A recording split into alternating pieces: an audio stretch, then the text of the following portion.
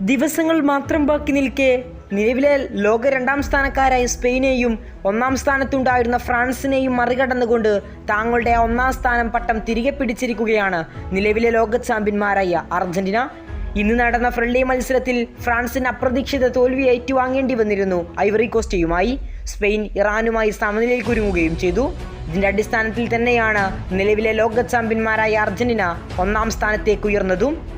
World കപ്പിന് ദിവസങ്ങൾ മാത്രം ബാക്കി നിൽക്കെ അർജന്റീന ഒന്നാം സ്ഥാന പട്ടം തിരികെ പിടിച്ചു.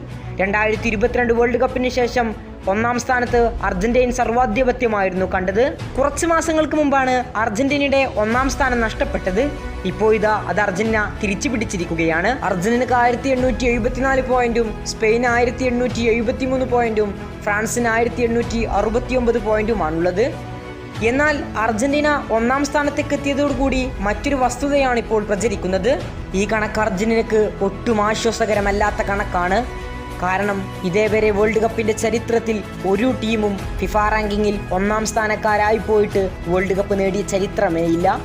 അങ്ങനെയെങ്കിൽ ഇത്തവണ അർജന്റീനയും വേൾഡ് കപ്പ് നേടില്ലെന്നാണ് ഒരു കൂട്ടം ആരാധകർ പറയുന്നത്.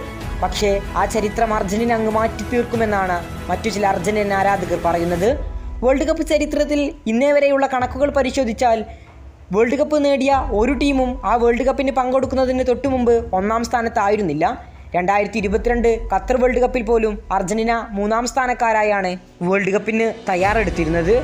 അന്ന് ഫിഫ റാങ്കിങ്ങിൽ ഒന്നാം സ്ഥാനത്ത് ബ്രസീലും രണ്ടാം സ്ഥാനത്ത് ബെൽജിയമുമായിരുന്നു. ഇതേവരെ ഫിഫ റാങ്കിങ്ങിലെ ഒന്നാം സ്ഥാനക്കാർ ലോക കിരീടം ചൂടിയിട്ടില്ലെന്ന ആ ഹിസ്റ്ററി മാറ്റിമറിക്കാൻ അർജന്റീനക്ക് സാധിക്കുമോ?